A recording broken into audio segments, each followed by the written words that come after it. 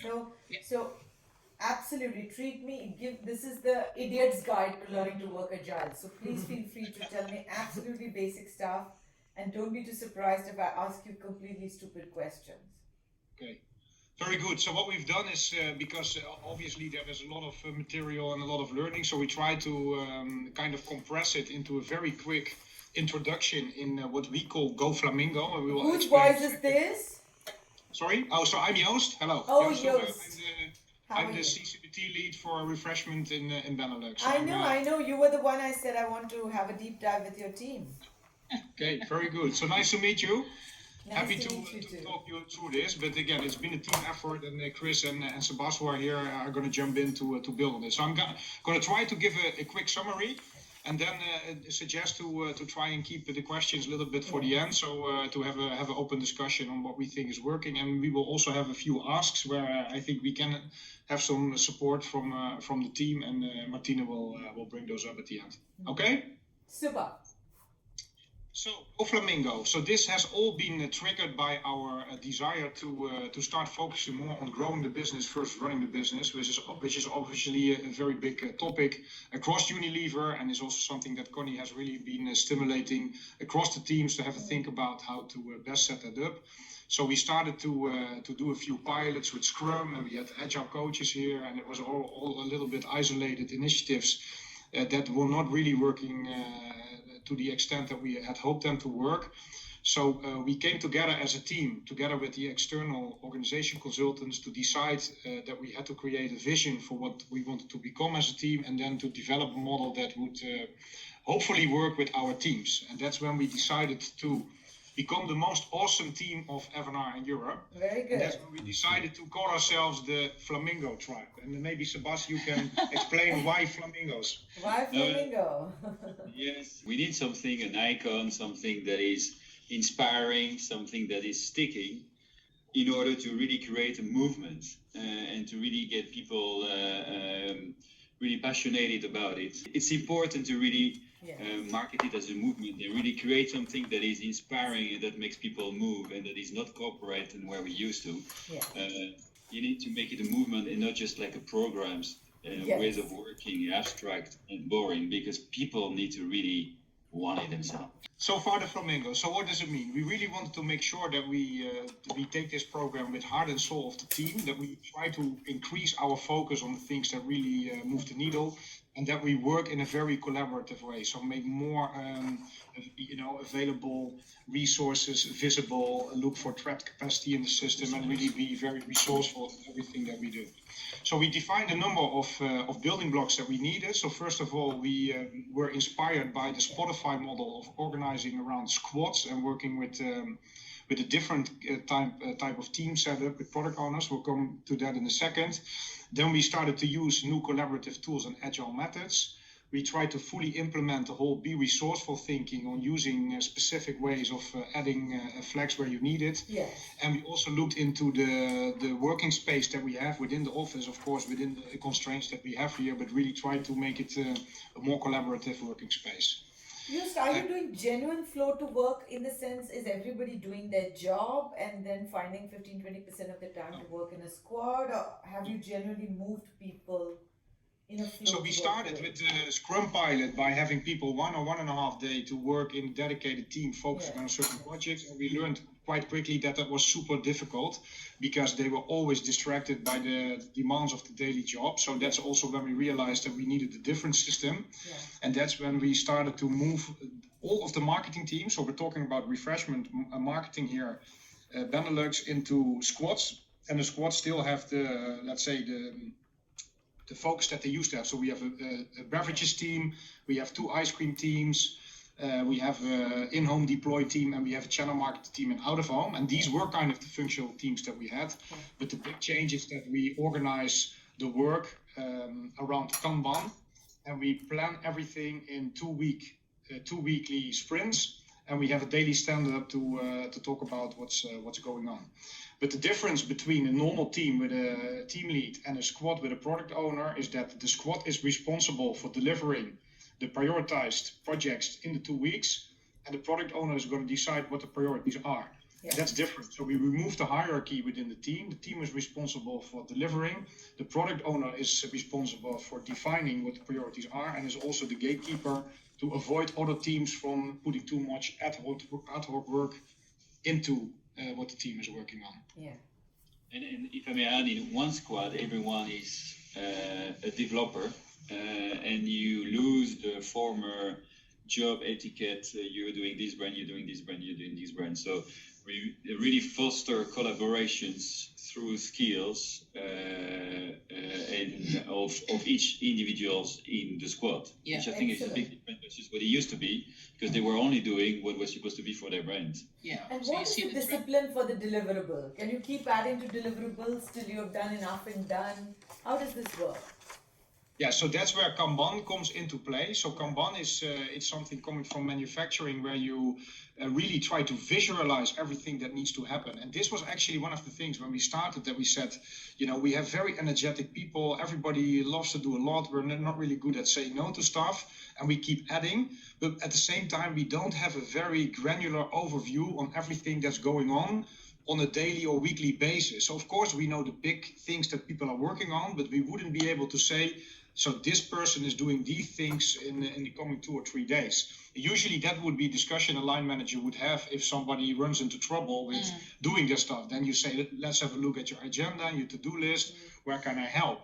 But this Kanban system is going to force everyone to put all the tasks on the plan board. We have a discussion every 2 weeks on what the priority is. We divide across the team and we track progress through the 2 weeks with the daily stand-up to see if there are any bottlenecks that prevent us from moving forward. And this does 2 things. One, it really helps people to prioritize. It also makes it very clear what we expect them to be doing. And it also surfaces issues very quickly that would otherwise potentially end up with becoming something of a problem later in the process. And intuitively, you would say, hey, but that means that we give less room to people. They're not deciding what to work at anymore. But we also learned that it is actually in the complex world that we live in and the very high speed that we have, very difficult for people to intuitively really know what are the key things I need to be doing today and tomorrow that are going to have the impact on the business overall. And Kanban really helps. What goes into ask your coach? Yeah, it's so we have an agile coach, and it has been someone from an external company so far helping us setting up the system. We've now trained someone in our team to help do it in the sprint change. The ask your coach here, it's mainly related to things around team dynamics and tools and systems that we need in order for the system to operate. It requires quite some discipline because in other give teams. me an example of what would be the kind of thing that you would want to ask your coach. What is that a typical Unilever, team learning to work in this way would like to ask their coach so that I understand better? I think so. The discussions we have in general around the team dynamics, it's more on, how can we make sure that although we have made clear what the priorities are, you will see a natural behavior towards people still doing a lot of ad hoc stuff because that seems to be important. And the things that you discuss with the coach are really about how to create the discipline again for enforcing the system. And but also things like you see that, for instance, connecting sales to the teams is sometimes difficult because the key account managers, they also have lots of external contacts they need to take into account. So sometimes you see also some cross-functional topics popping up on how do we be inclusive for teams that are not yet working this way, but we still need. Yeah. And the coach is really the agile coach. So that means on the process of Kanban. So it's not a coach that, let's say what we would normally say, team coach or somebody who is coaching you on your personal development. Yeah. Very good. And you would recommend that in any rollout, the access to a coach is there for the team? We need to have agile coaches that help facilitate the process and that keep the discipline in the process. Because if you don't do the Kanban in the right approach, if you don't do the daily stand-up, if you don't do a retrospective every now and then to learn from what you've done, it's very easy to float back to the old way of working, and then it's not working. So you need to be super sharp on keeping it in place. And of course, because of all the team changes, we have new people coming in all the time. Yes. It is kind of a continuous task for the agile coaches to keep the system up and running. You know, a couple of things I wanted to ask. One is in technology tools. I think you're coming to that. What all tools did you need? Yeah. So Kanban, I get it. One of the tools. What are the other tools you needed in terms of technology terms to learn to work in this way? And I see your next slide is already on that. Yeah, so the other thing is when we started to talk about what's causing the not enough focus in the teams, what's driving the distractions, we said actually email is a big part of that, because an email is giving everybody a full inbox and it's not very organized, and everybody feels a kind of urge to continuously, although you can say 100 times, don't look at your inbox too many times, not everything is important, don't CC, don't reply all, it still happens all the time. So it's almost like a broken system, although we still need it. We started to understand what kind of things there were to work with, like Slack, what are the startups using. And then, as it turned out, Microsoft Teams, which was already in our Office available tools, is comparable to Slack, and it is actually a much better way to organize your internal conversation. So what we said to the team is, try to have all, emails that you would normally send to one person, unless it's, for example, very confidential or it contains something that you want to file in a certain place. You move chat conversations to MS Teams, but also you organize around channels and topics. So you have a group and then you have certain channels. You can have all conversations there. You can add your files. It automatically links to SharePoint. So it's much easier to have a focused conversation around topics. And this already reduced the email pressure with at least 40%, I would assume. You will still have email because you are also engaging externally. Sometimes you need to forward files, but it's a different way of working. And we also wrote kind of an etiquette book on how to use MS Teams. It's not what perfect happens yet. is, does your regular emails reduce because the rest of Unilever Yes. you still need to do emails with, right? True. How So I does think that work? our estimate is it's probably around 40% less email in the teams that we have, because all the internal team conversation is now taking place in Microsoft Teams. And Microsoft Teams has a number of advantages. So first of all, it has a different pressure because you don't have an inbox with 100 things, although you see notifications in the channel that you need to participate. It's more at your discretion when to go in and when to interact with the conversation. Yeah. It's also a place where somebody posts a question to a group and somebody can answer, instead of you send an email to 6 people that all have an email in their inbox and they do a reply all, and before you know it you have 50 messages in the inbox. Yeah. It's also a way, if you have a new team member, you just add them to the group and they will see all the history. It's already organized per channel. So I think it's very good. I'm going to try this. I'm looking at Patty and Jeep. Shall we try MS Teams? Does it work? Have you tried it? We have one set up. We're gonna use it as part of our plan until on Friday with the Kanban integrated into Teams. Yeah? Oh, very good. I'm already going to try this set it out, up. guys. If I fail, I'm going to give you a call. The difficulty, what you saw, Leena, I think in the beginning, is that the first phase people have 2 systems in parallel, and then you still have email, and then you add MS Teams, and instead of 1 channel, you have then 2 channels, and so at the beginning it creates complexity. So you need to really think on how to set it up and for what groups and what teams, because you need a bit of volume together to really reduce email. Yes. Yes. Super. And I think one important thing what I see happening is that it really stimulates a feedback culture on what you make. So it's really collaboration tool and not just a communication tool. Yeah. So you see more than ever what is being created, and you see more than ever people feedbacking, giving feedback on what is being created well in the progress of making it. Very good. And we also said if you look at the way that WhatsApp has grown now, everybody has around 50 WhatsApp groups in their private phone, and it's also a distraction in the weekend. I mean, and nobody means it with intent to disturb other people, but if you're in a group with 50 colleagues and somebody says happy birthday to one, so what are you going to do? The 50 people need to say now happy birthday. Oh my God, I know.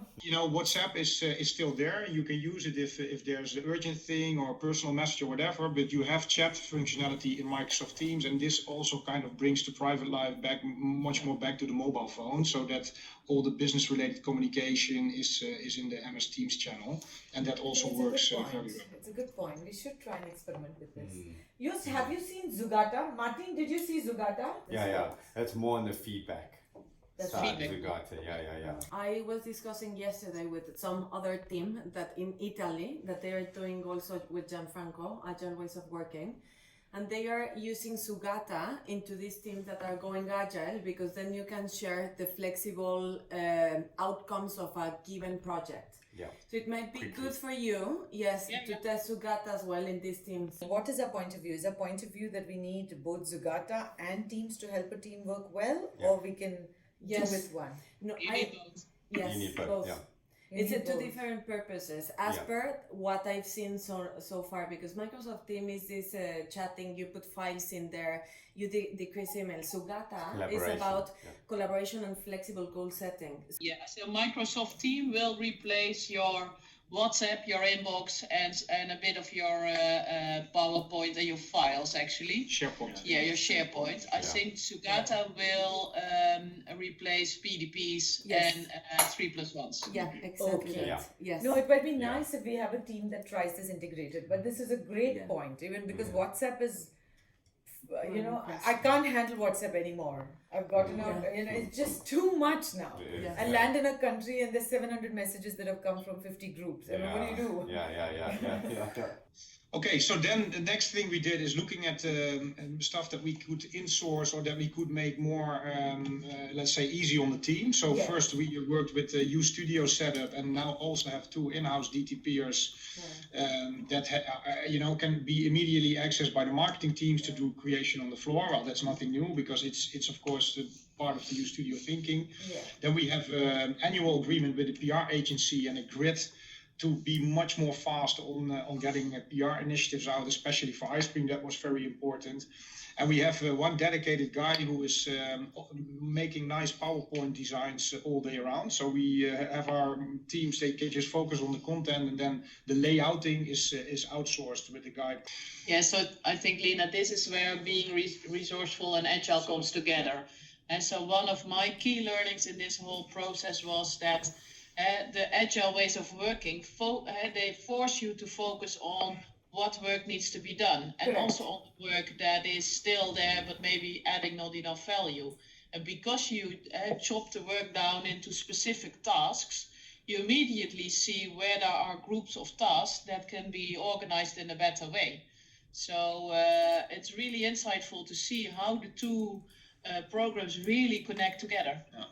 You can't disconnect agility from being resourceful, because we're constantly challenging on the one hand what we're doing and then how you should do it, because you have your what, you know what to do, and then there's a question, can we even reinvent how we are doing things? It's not always a people aspect, it's also many times it's tools. What new can you use, what external agencies, what is available within the Unilever system that we don't know about and that we're discovering. But for example, we are with one person that is really embracing this mindset. We created a completely new brand, a full innovation funnel, the product from A to Z, thanks to incorporating this being resourceful mindset into our agile ways of working. Excellent. That's really good news, because we want to push both, agile and being resourceful. So what helped you? How have you become so abundant mindset, saying there's plenty out there, the ecosystem is big, there's plenty in Unilever, plenty outside, and I can use it all to do my own job better. What helped you get to that mindset? I think from talking for the Belgian team, but I think it's similar in the Dutch team. First of all, it starts with what Sebastian said in the beginning, it's creating this kind of flamingo idea and really something that people can connect to emotionally, which puts you in a different state. But then specifically on being resourceful here is the power of networking. In the beginning, I really pushed the people out to go out there and network at conferences, private label fairs, and people start to get this kind of notion of, wow, I can do things without really using extra Unilever resources. There's people around me. There's this dynamic of all these startups. So once you push them in that dynamic and get them out there, they start to see the advantages. And then on the other hand, it's something we try to implement. And in the refreshment mindset, it's in a way, just do it. Excellent. This is such music to my ears. And I also think it's building on that it requires different skills from the line manager and the coach in a way, because you truly need to start supporting your people that they can be free. Yeah. That they should, because in the end, what you get back as a feedback, people are scared to get out there. Oh, but this is not how Unilever does it. So it creates also stress.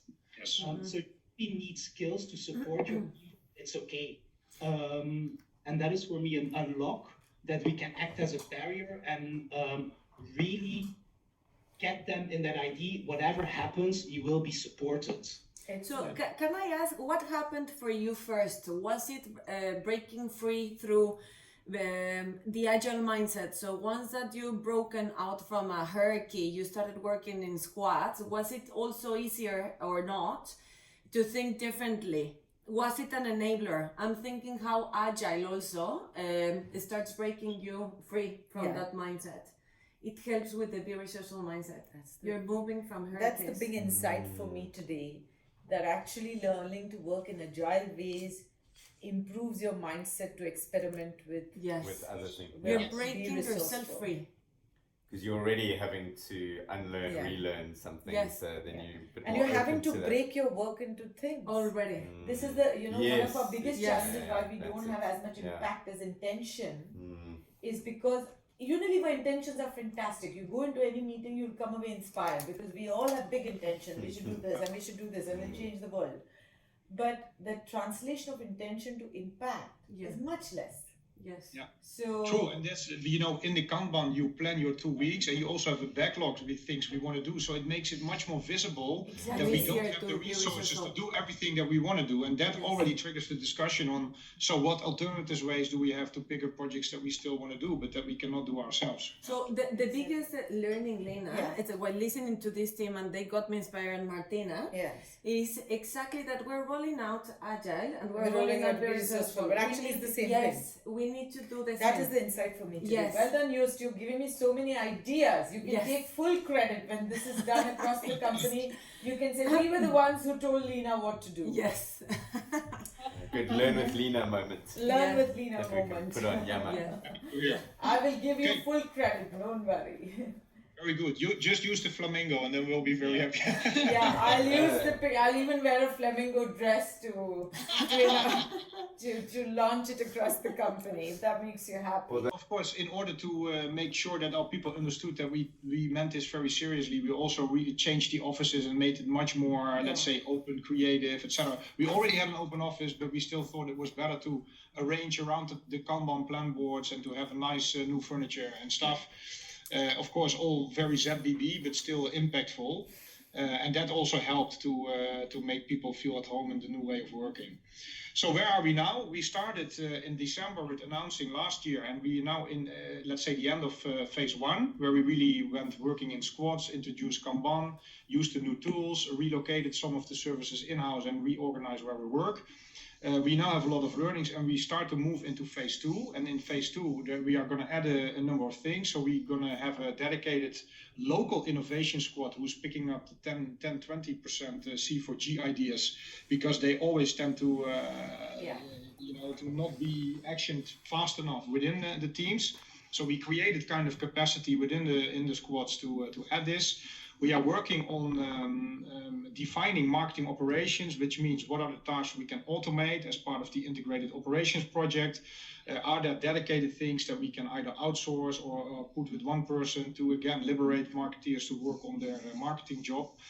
And then work smarter. There's still a topic for us to be more flexible around arranging projects across the squad, or to have people move from one squad to the other within either a sprint or in epic, which is, let's say, a 1 or 3 month period. And we're looking into increasing personal and team effectiveness, because personal effectiveness, it's really needed to have the discipline to work in the system. And then, of course, skill up and share knowledge is an ongoing part of training the people, etc. And then our vision for phase 3, which is probably going to be around the end of the year, is to really have very flexible project resourcing. So our ambition is that we at a CCBT level are able to really define all the projects we have, and then define, what people are going to work on what projects, and see what we need to either outsource or stop.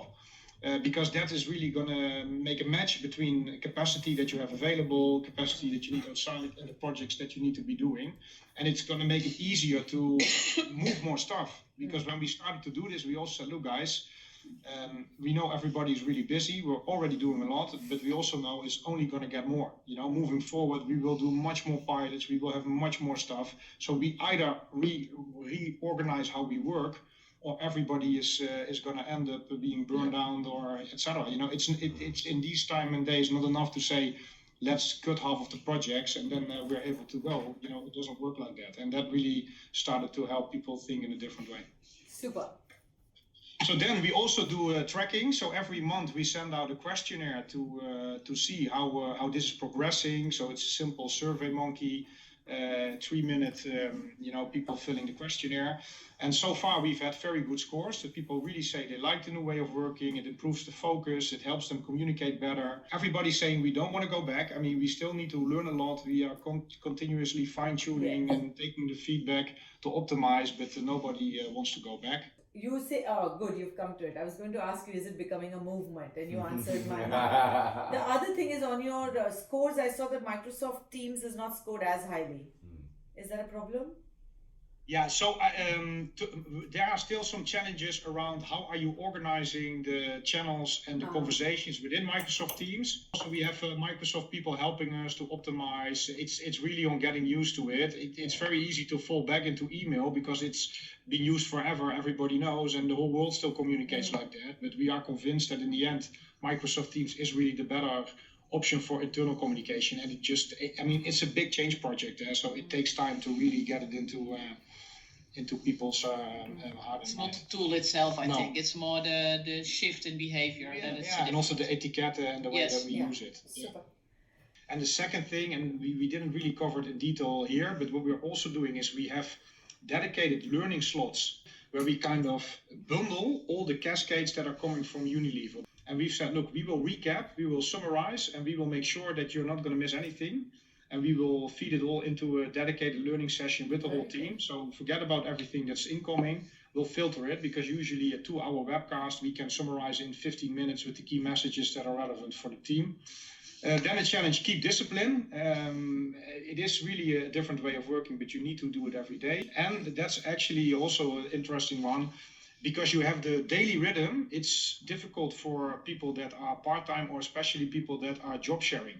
Because if you're not in, let's say, at least 4 out of the 5 days, it starts to really become difficult to follow the pace. So we are also looking at what does it mean for the roles that we have for these people. Of course, we still see a big role for part-timers and people with job sharing, but maybe they get specific projects, etc. So it's difficult to be fully in the Kanban flow if you're only there half of the time. Fantastic. Super. If we were to move you to a new job, would you reorganize your team to work like this? Absolutely, 100%. Yeah. I wouldn't want to go back to the old way, which is more meetings, more preparing handovers, as we call them, which is making a presentation to update on how things are going. It's just taking too much time, that we are missing to focus on really improving the products, improving the communication, and getting the business results. Yeah. And what did you have to give up, Joost, to make this happen? Well, I mean, and you see a difference as some people. So I think especially for, let's say, team leads and more senior leadership, you really need to let go of command and control. It's really about empowering the team. So, for example, I will not be asking my team for preparing an update to present to me how things are going. I just, for example, if Head Talk, it's our local dessert ice cream brand, they had an Easter campaign. I would just go into the Microsoft Team channel and have a look on what the team is working on. And, unless I think it's not going in the right direction, then I could engage. But otherwise, I just let it go.